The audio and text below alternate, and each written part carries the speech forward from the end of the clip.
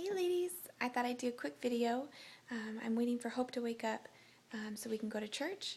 However, church starts in 2 minutes, and although we are only a half a block away, I don't know if we're going to be going today. But we did just get back from vacation, and I thought I'd go ahead and talk a little bit about that. We had gone to LA, and then we also went to Lake Chelan in Washington State for camping for a couple nights. So we flew obviously to LA, and she loved it. She loves being outside, so she really loved going to Disneyland. She really loved going out in LA, just walking around, and we really enjoyed ourselves. The plane went pretty well.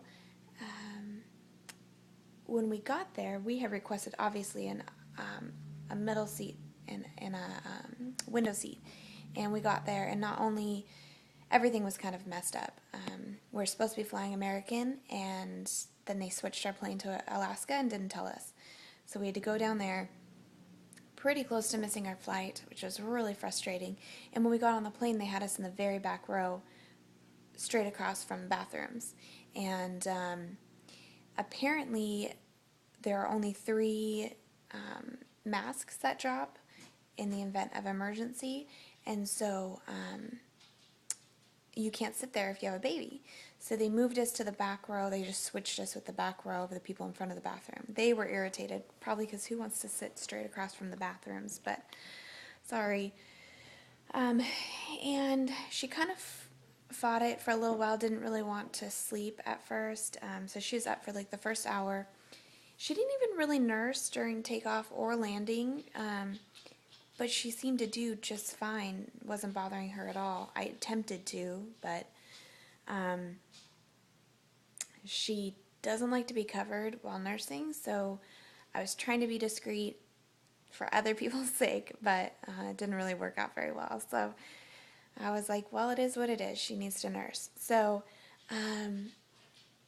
on the flight home, she did way better. I had a window seat, and Steven had the aisle seat, and she slept almost the whole flight, which was crazy. First of all, she doesn't sleep very long normally, but she slept for a good hour and a half, and so it was really great. It was the first time we experienced her falling asleep in the car, like, because we were out late. So falling asleep in the car and then transferring. She always would wake up, so I'd get her out of her car seat. We'd go up to the hotel room. I'd put her, I have like, I still keep her in like it's, what do they call it? Like a Woombie, is what it is, but it's like it's an organic version of it.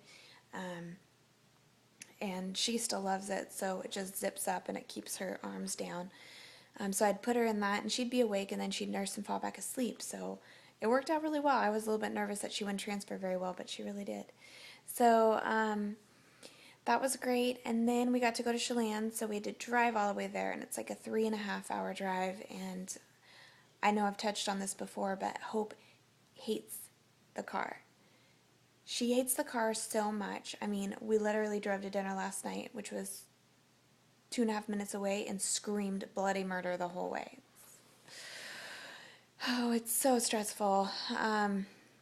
But we timed it where she took her nap, and then we stopped like kind of 3/4 of the way, maybe halfway, and got out, and we played in the grass and walked around the town.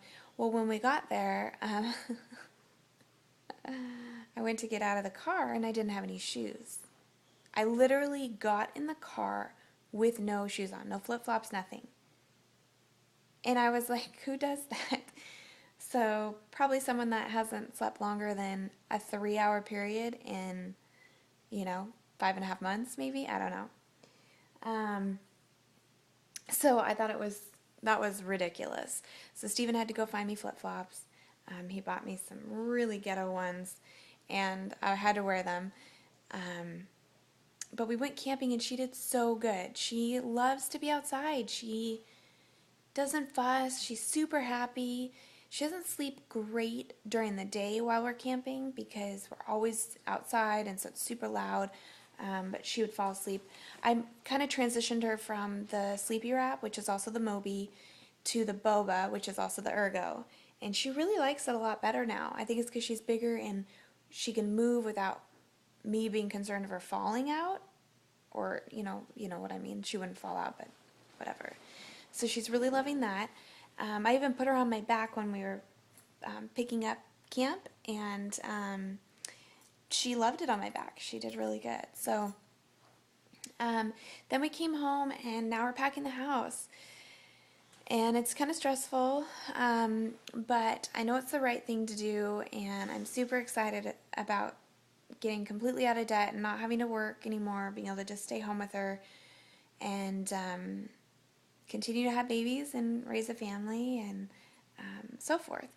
So I've seen a couple people do a couple videos on when they're going to have another baby, and we get asked it all the time, but more like, when are you guys going to go do IVF again? It's a little bit different. And so obviously we are trying right now. We don't do anything to prevent it. We obviously didn't get pregnant on our own last time. I did order some ovulation strips. I am checking my cervical mucus, all that kind of stuff. And so we're praying that we could get pregnant on our own and then be able to use our frozen embryos at a different time. If we don't get pregnant on our own, we will be going back a year from September. So she'll be about a year and a half. They'll be a little over, 2.5 years apart, or about 2.5 years apart. We would have loved to have them 2 years apart, but, there's only so much you can afford. So,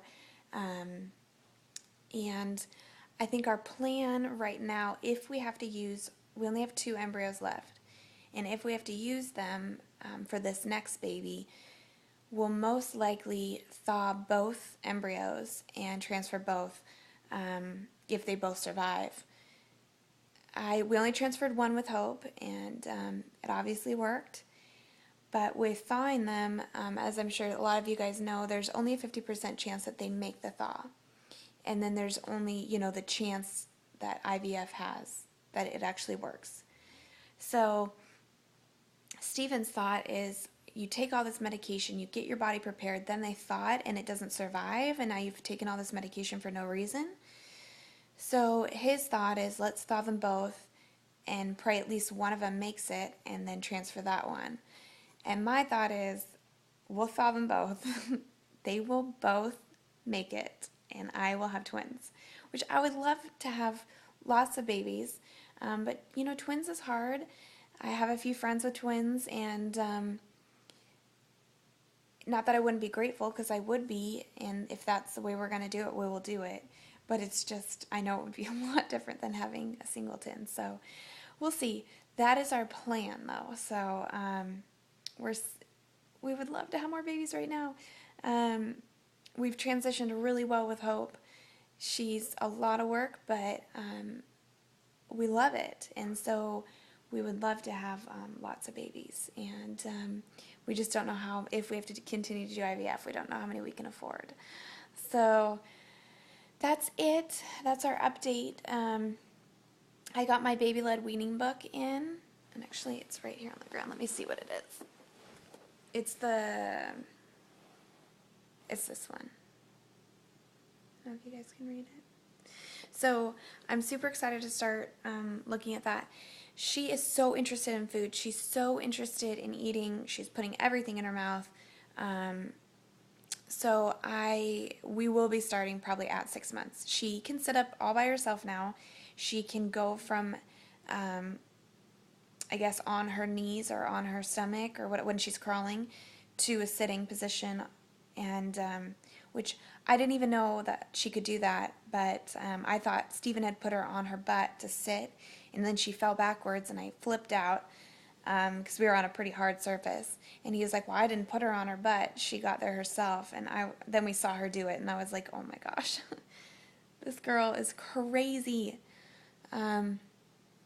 She's so fast now, so I know that she's ready. We got her a high chair. I got an IKEA high chair for $10, So I'm pretty excited about that. Um, so I'm nervous about starting food mostly because I'm always concerned that she would not want to breastfeed as much. I understand you breastfeed first and then you offer food, but it's just like, I don't know. So we're super excited about doing the regular food and not doing pureed and not doing rice cereal and all that kind of stuff. So I know it's going to be a lot more challenging than just, buying some jars and giving it to her, but having to like really prepare to go to the grocery store and buy fresh fruit and buy fresh vegetables and then eventually be able to give her what we're eating. But so that's it.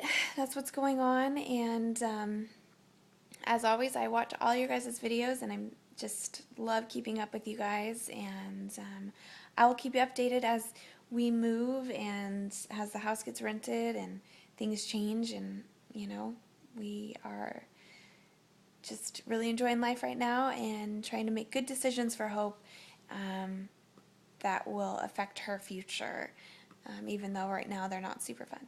So, all right, we'll talk to you guys later. Bye, guys.